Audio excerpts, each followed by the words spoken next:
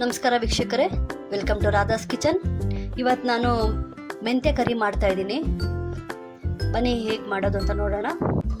ಮೊದಲು ಸ್ಟವ್ ಹಚ್ಕೊಳ್ಳೋಣ. ಎಣ್ಣೆ ಹಾಕೋತಾ ಇದ್ದೀನಿ.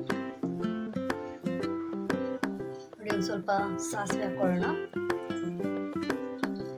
ಒಂದು ಅರ್ಧ ಸ್ಪೂನ್ ಆಗೋಷ್ಟು ಜೀರಿಗೆ ಹಾಕೊತಾ ಇದ್ದೀನಿ.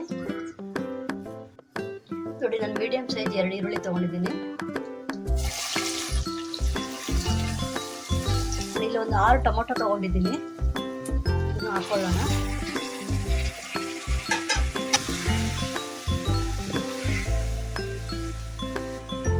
ನೋಡಿ, 1 ಸ್ಪೂನ್ ಆಗೋಷ್ಟು ಉಪ್ಪು ಹಾಕ್ತಾ ಇದ್ದೀನಿ. 1 ಸ್ಪೂನ್ ಅರಿಶಿನ ಪುಡಿ,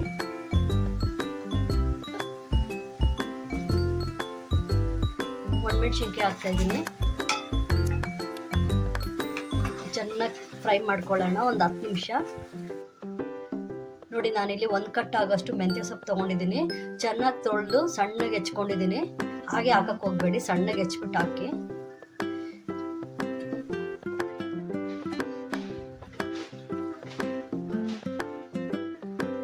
ಒಂದು ಚಿಕ್ಕ ಬಟ್ಲಲ್ಲಿ ಹೆಸರು ಕಾಳು ತೊಗೊಂಡು ಬೇಯಿಸ್ಕೊಂಡಿದ್ದೀನಿ. ನೋಡಿ, ಇದನ್ನು ಕೂಡ ಹಾಕ್ತಾ ಇದ್ದೀನಿ. ನಿಮಗೆ ಬೇಕಾದರೆ ಹಾಕ್ಕೊಳ್ಳಿ, ಇಲ್ಲಾಂದರೆ ಸ್ಕಿಪ್ ಮಾಡ್ಕೊಳ್ಳಿ.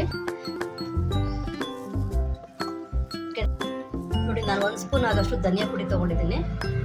1 ಸ್ಪೂನ್ ಖಾರ ಪುಡಿ, ನಿಮಗೆ ಖಾರಕ್ಕೆ ಎಷ್ಟು ಬೇಕೋ ಅಷ್ಟು ತೊಗೊಳ್ಳಿ. ಒಂದು ಅರ್ಧ ಸ್ಪೂನ್ ಆಗೋಷ್ಟು ಗರಂ ಮಸಾಲೆ ತೊಗೊಂಡಿದ್ದೀನಿ. ಇವಾಗ ಇದನ್ನು ಚೆನ್ನಾಗಿ ಮಿಕ್ಸ್ ಮಾಡ್ಕೊಳ್ಳೋಣ. ಇದಕ್ಕೆ ನೀರೇ ಹಾಕಕ್ಕೆ ಹೋಗಬೇಡಿ. ಚೆನ್ನಾಗಿ ಕಲಿಸ್ಕೊಂಡು ಒಂದು 10 ನಿಮಿಷ ಸಿಮ್ಮಲ್ಲಿ ಇಟ್ಬಿಟ್ಟು ಪ್ಲೇಟ್ ಮುಚ್ಚಿಬಿಡಿ. ತಟ್ಟೆ ಮುಚ್ಚಿಬಿಡಿ. ಒಂದು 10 ನಿಮಿಷ ಸಿಮ್ಮಲ್ಲಿ ಇಟ್ಬಿಡಿ. ಮಸಾಲೆ ಎಲ್ಲ ಬೇಯಲಿ ಸ್ವಲ್ಪ. ನೋಡಿ, ಇವಾಗ ಚೆನ್ನಾಗಿ ಎಲ್ಲ ಸೊಪ್ಪು ಮತ್ತು ಟೊಮೊಟೊ ಎಲ್ಲ ಚೆನ್ನಾಗಿ ಬೆಂದಿದೆ. ನೋಡಿ, ಇವಾಗ ಗ್ರೇವಿ ಕೂಡ ಗಟ್ಟಿಯಾಗಿದೆ. ನೋಡಿ ವೀಕ್ಷಕರೇ, ಮೆಂತ್ಯ ಸೊಪ್ಪಿನ ಕರಿ ರೆಡಿಯಾಗಿದೆ. ನಾನು ಇದಕ್ಕೆ ಮೆಂತ್ಯ ಸೊಪ್ಪು ಹಾಕಿ ಚಪಾತಿ ಮಾಡ್ಕೊಂಡಿದ್ದೀನಿ. ನನ್ನ ಚಾನಲ್ ಇಷ್ಟ ಆದರೆ ಲೈಕ್ ಮಾಡಿ, ಶೇರ್ ಮಾಡಿ, ಸಬ್ಸ್ಕ್ರೈಬ್ ಮಾಡಿ.